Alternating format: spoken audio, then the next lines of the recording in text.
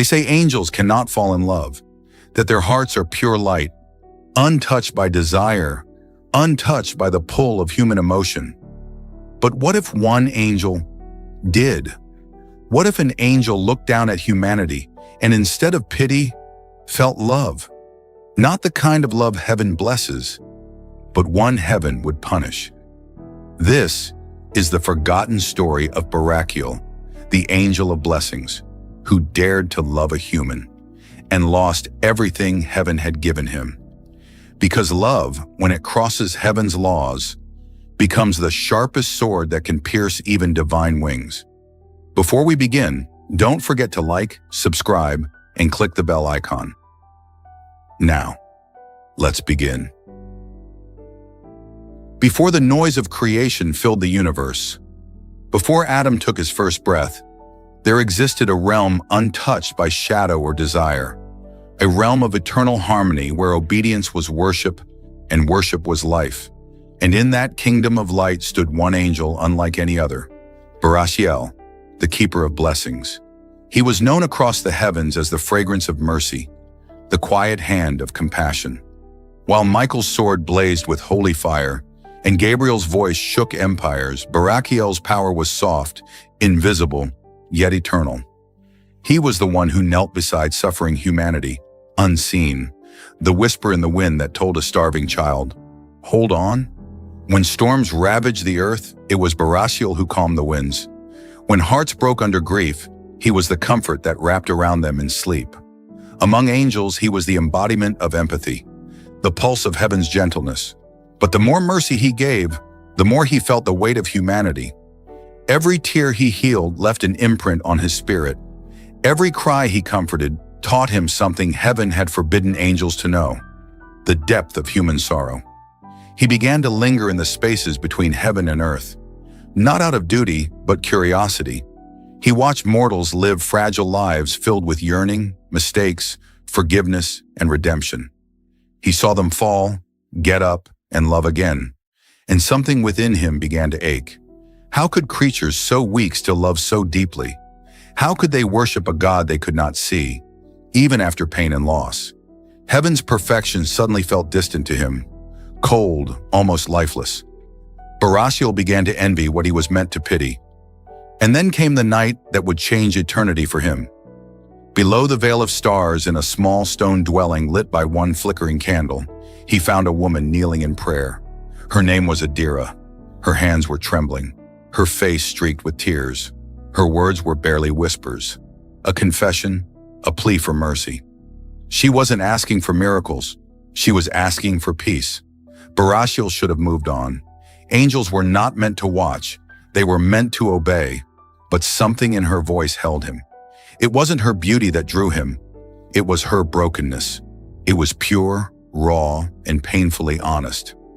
Night after night he returned, not visibly, not physically, but in the unseen. He became the gentle wind that cooled her tears, the warmth that comforted her heart.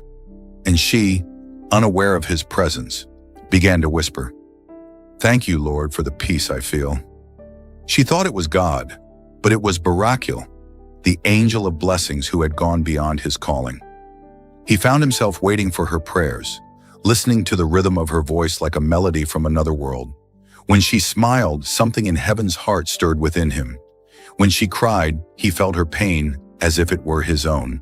Barachiel was no longer blessing her, he was loving her. And that love began to change him in ways he didn't understand.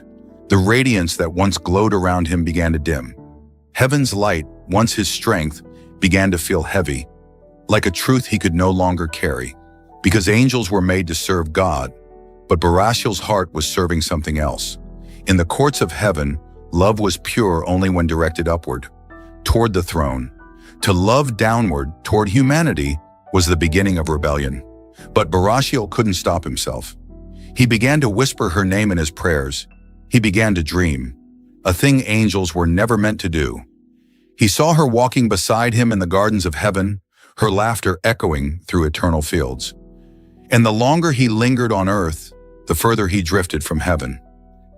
The other angels noticed. His light faltered, his presence dimmed. He no longer sang as they did. He looked toward earth with longing eyes, while others looked toward God. And in the silence of heaven, the first shadow of disobedience was born in the heart of Barachiel. He had not yet fallen, but he was falling in ways no angel had before. Heaven watched, God waited, and Barachiel, blinded by love, had no idea that every moment he spent near her was writing the first line of his own exile. Because love, true, forbidden love, always comes with a cost. And soon, Barachiel would discover what it meant to pay for it. There is a moment when obedience breaks, not with thunder or fire, but with a whisper, a small voice that asks, "Why not?" For Barachiel, that moment came quietly. Every night he watched Adira pray beneath the same dying candle, and every night her faith seemed to pierce him deeper than any celestial light. She prayed to a God who had never answered her aloud, yet she never stopped believing. Barachiel, who had seen heaven itself, found himself jealous of her faith because she believed without seeing, and he saw, but could no longer believe as he once did. One night, as the stars hung over the earth like witnesses, he asked himself the question no angel should ever ask: would God truly condemn love? That single thought, innocent, tender, but dangerous, cracked heaven's silence. Because heaven is not moved by questions, heaven moves by obedience. But Barachiel could no longer obey what his heart refused to understand. He descended. The skies trembled as his wings carried him down through the veils of light. Through realms angels rarely crossed. The air around him shimmered with judgment. Even the stars seemed to turn away. For the first time, Barachiel felt fear. He was leaving eternity behind for a moment of touch, for a woman who did not even know his name. When his feet touched the soil of the earth, he felt the weight of mortality press against his spirit. The world was heavy, alive, imperfect, and painfully beautiful. He had seen creation from above, but never from within. Now he could smell the rain, feel the chill of wind, hear the sound of his own heartbeat, something angels never had before. He walked among humans, unseen at first, clothed in humility rather than light. Every heartbeat, every breath, every sound of laughter filled him with awe. But when he found Adira again, kneeling beside the same candle, the world fell silent. She did not see an angel. She saw a man, because Barachiel had hidden his glory, veiled his wings, dimmed his halo, to dwell among her kind. She lifted her gaze and their eyes met for the first time. There was no thunder, no divine proclamation, only recognition, as if her soul had always known him. Something ancient and wordless passed between them, and in that instant, heaven wept. Barachiel stayed among mortals, speaking to her as one of them. He learned the taste of bread, the warmth of fire, the exhaustion of labor. He saw humanity not as fragile creatures, but as reflections of something sacred, something angels had forgotten. Adira found comfort in him. She didn't know who he truly was, only that his presence brought peace. And Barachiel, for the first time, understood love not as light, but as choice. Days turned to nights, nights turned to weeks, and heaven grew darker with silence. The other angels whispered his name in grief. Michael's light dimmed with sorrow. Gabriel turned his face from the earth, and Raphael, the healer, said nothing. For even healing cannot reach a wound born of love. God did not speak. He never does at first. But heaven waits for repentance. And Barachiel gave none. Because every time he looked into Adira's eyes, he saw something that even heaven could not give him. Freedom. And for the first time since creation, an angel's wings began to fade not from battle, but from love. He did not notice it at first. Each day his light grew dimmer, his strength weakened. The winds that once carried him no longer obeyed his call. He was still Barachiel, but not as he was. He was becoming something between heaven and earth, a being of both love and loss. And above in the highest realm, the throne of God remained still, waiting. Because heaven does not strike in anger. It waits until love becomes idolatry and mercy becomes defiance. And soon Barachiel's love would demand a price even his heart could not bear. For many nights Barachiel had looked to the stars, wondering if heaven still watched him. He knew what he had done, not with pride, but with the quiet ache of someone who could not undo his choice. He had broken the one law angels were never meant to cross. He had learned to love like a man. But heaven's silence is not mercy. It is the calm before judgment. That morning came like any other. Soft wind through olive trees, the distant cry of doves, the world wrapped in peace. Yet deep within Barakiel's heart, something stirred. The air felt heavier, sacred, like a memory returning. Then it came. A light broke across the horizon, not of sunrise, but of heaven itself.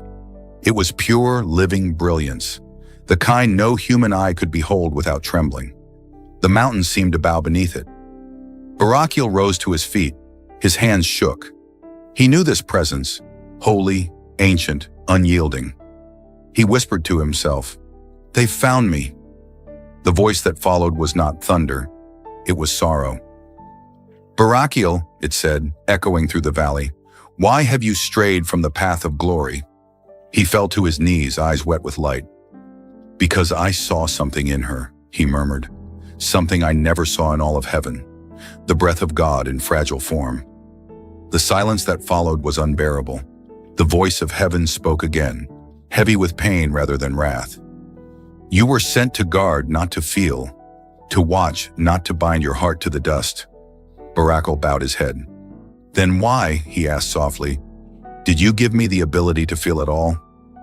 Heaven did not answer. It never answers questions born from love, because love itself is the answer and the punishment. Then it happened. The light that had always burned within him began to dim. He felt his strength leaving, not violently, but like a slow pulling of the soul. "Please," he whispered, voice breaking, "don't take them." Not yet. But heaven's silence deepened. Every second felt like an eternity being erased. Adira, hearing the sound of wind and weeping from afar, ran toward the hill where he knelt. When she saw him, she froze. "Barakiel," she cried, her voice trembling. "What's happening to you?" He turned to her, eyes glowing faintly, sorrow and love battling within them. "I told you," he said weakly. "Love comes with a cost." She fell beside him, clutching his hands. "Then let me pay it too." He shook his head slowly. "You can't. You belong to the world I gave up." And with those final words, his wings dissolved into dust. The valley grew still. Heaven's light withdrew, leaving behind only the color of mourning. He was no longer radiant, no longer divine, just a man with tear-filled eyes holding the hand of the woman who made him fall and rise, all in the same breath. That day, heaven lost a messenger, but the earth gained a story, the kind whispered by angels who still wonder. What is love worth when it costs you heaven? When the last feather fell from Barakiel's wings, the wind grew silent. It was as if the world itself paused, not out of judgment, but awe. A being who once stood among the mightiest had become one of the frailest. Heaven's brilliance faded from his body. The golden light that once surrounded him now clung faintly to his skin, like the ghost of what he used to be. He touched his back. Only warmth remained, not wings. Adira stood before him, tears streaming down her face. She wanted to rejoice that he was alive, yet mourn what he had lost. He looked at her, and for the first time, his voice trembled like a man's. "Do you still see an angel?" he asked quietly. She shook her head, stepping closer. "No," she whispered. "I see the one who chose love over eternity." Her words pierced him, not in pain, but in revelation. He realized then that he had not only fallen from heaven, he had fallen into humanity. Barakiel tried to walk, but every step felt heavier. The world had weight now. Air that once danced with light now pressed against him with invisible force. His heart beat wildly. He could feel it, the pulse of mortality. Each beat was a reminder that heaven's perfection was gone, replaced by something fragile, unpredictable, real. Night came faster that day. The sky turned purple, then deep indigo. The stars above shimmered faintly, distant, as if even they had turned away. He sat by the edge of a quiet stream, staring at his reflection. No halo, no glow, just eyes, weary and full of regret. Adira sat beside him. "You don't have to look back," she said softly. "You can build something here." He turned to her with a faint, broken smile. "Angels don't build," he murmured. "We obey. We bless. We protect." "I don't even know how to live, then learn," she said, taking his hand. "Start with me." He looked down at her hand, small, warm, trembling, and for a fleeting moment, he felt peace. But peace has a price too, because while earth was beginning to accept him, heaven had not forgotten him. High above the stars, voices whispered his name, not in anger, but in mourning. Barachiel, the bringer of blessings, had become the first of his kind to fall not from pride, but from love. And yet his fall had changed something in the heavens. Where once there was only law, now there was a shadow of emotion. Some angels looking down began to wonder, if love can make even the purest fall, what does that say about the one who created it? The next morning, Barachiel awoke to the sound of rain. It fell softly on his face, cool and cleansing, as if heaven itself wept for him. He lifted his hands to the sky and whispered, "If I can no longer bless others, then let this rain be my blessing." Adira watched him, drenched, trembling, radiant in his brokenness, and she understood something divine.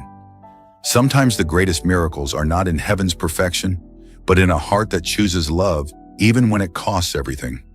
But what Barachiel didn't know was that heaven's punishment was not complete. The fall of a blessing was only the beginning of a storm.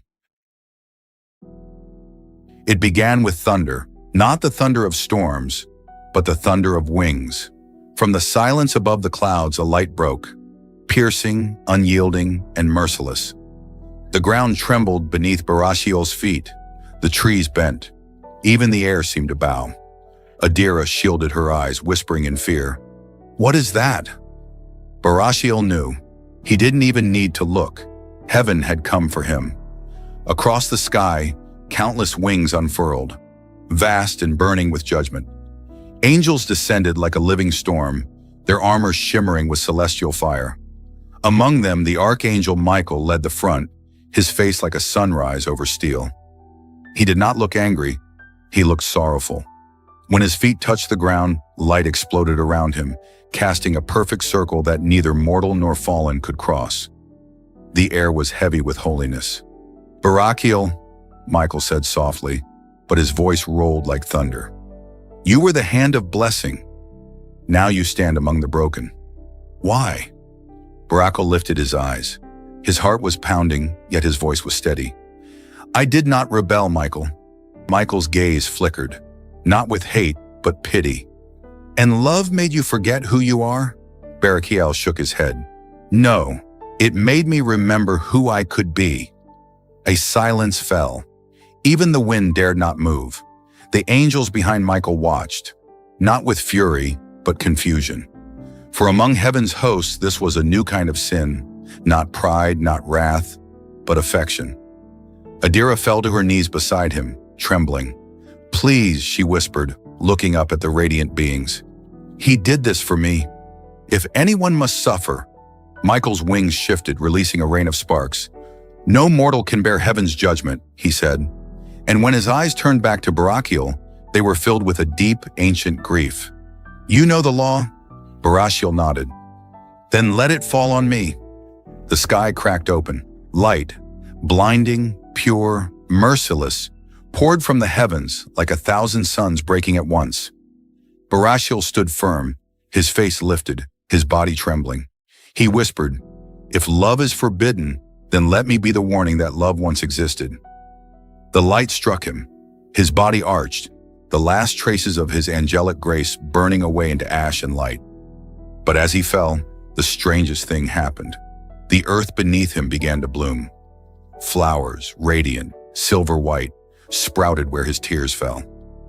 Michael lowered his sword, his face unreadable, and for a brief moment, it looked as though even heaven hesitated. He turned to the host and said quietly, "Return to heaven. Judgment is done." The angels vanished into the light, all but Michael, who stood for a while longer, staring at Barachiel's body lying beside the mortal woman. And though no word escaped his lips, a single feather fell from his wing, a silent gesture of sorrow, or perhaps mercy. When the sky cleared, Adira crawled to Barachiel's side. He was still. His chest rose faintly, not with immortal breath, but human life. He was alive, no longer an angel, no longer divine, but something in between. And as she held him, she whispered through tears, "Then let me be the wings you lost." The sun rose slowly that morning, painting the horizon in soft gold, the color of heaven that Barachiel once carried in his wings. He opened his eyes to the world, not as an angel, not as a spirit, but as a man. The air felt heavier now. The light didn't obey him anymore. And yet, for the first time in his existence, he felt alive. Adira sat beside him, her hand in his. She looked exhausted, her eyes swollen from tears, but her smile soft and steady. "You're awake," she whispered. Barachiel's voice was faint, rough with new mortality. "I can feel the world," he said. "The air, the pain, even the beating of my heart. It's strange, but beautiful." She brushed a strand of hair from his face. "It means you're alive." He looked up at the sky, and though his eyes no longer glowed with celestial fire, he saw heaven in the sunrise. Every ray of light was a memory of what he once was, and every shadow a reminder of what he had become. He turned to Adira. "I don't know how long I'll remain," he said. "Heaven doesn't forgive so easily." Adira gripped his hand tighter. "Then let's not waste what time we have." So they walked, through fields of wildflowers, across rivers that shimmered under sunlight, through quiet villages where no one knew their story. Barachiel smiled at children playing, at the laughter of families, at the song of the wind through the trees. He began to understand something he never had as an angel. Love wasn't meant to be perfect. It was meant to be felt. Weeks passed. The color in his face began to fade, and his strength waned with each dawn. One evening, as the stars began to appear, Adira found him sitting beneath an old olive tree, staring at the heavens. He looked peaceful, too peaceful. She sat beside him. "You're fading, aren't you?" He smiled weakly. "When a star falls, its light lingers for a while. That's what I am now. A lingering light." Adira's tears fell silently. "I don't want to lose you."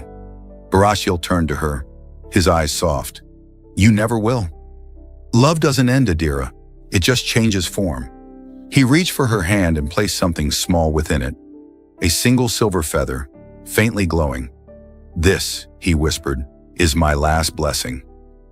Keep it. When the world feels cold, hold it close, and remember, even fallen light still shines." As the night deepened, a soft radiance began to rise from his body. The air shimmered. The leaves around him glowed faintly gold. Adira clung to him, crying, "Please, don't go." Barachiel smiled. "Wherever there is kindness, wherever someone chooses love over law, I'll be there." And then, he was gone. No thunder, no blaze of fire, just light, gentle, quiet, eternal. The next morning, the villagers found Adira asleep beneath the olive tree, clutching a silver feather that never dulled. And nearby, growing from the soil where Barachiel had vanished, was a single flower, golden, luminous, and unlike anything the world had seen. Years passed. Adira's story became a whisper, then a legend, and finally a prayer. They said that when storms broke and the winds howled, a faint light would appear in the rain, soft and gold, and with it came peace. And so heaven remembered Barachiel not as the angel who defied God, but as the one who reminded even the divine what love truly meant. Some say that his feather still glows where it lies, a small eternal flame that heaven itself could not extinguish. Because love, real love, never dies. It only finds another form to live in. Maybe heaven doesn't fear love. Maybe it just fears what love makes angels do. Barachiel was never cast down for hatred or rebellion. He didn't seek a throne or command legions.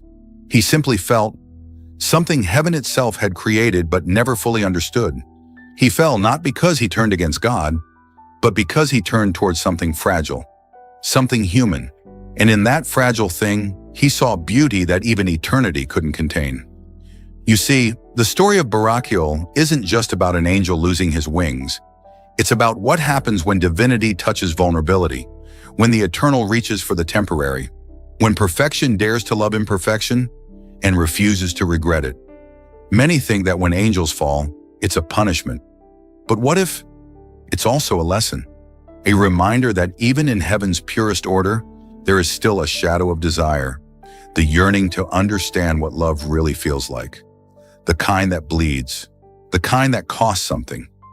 Barachiel's wings may be gone, but his love became something heaven couldn't erase, a spark hidden in every heart that dares to love despite fear.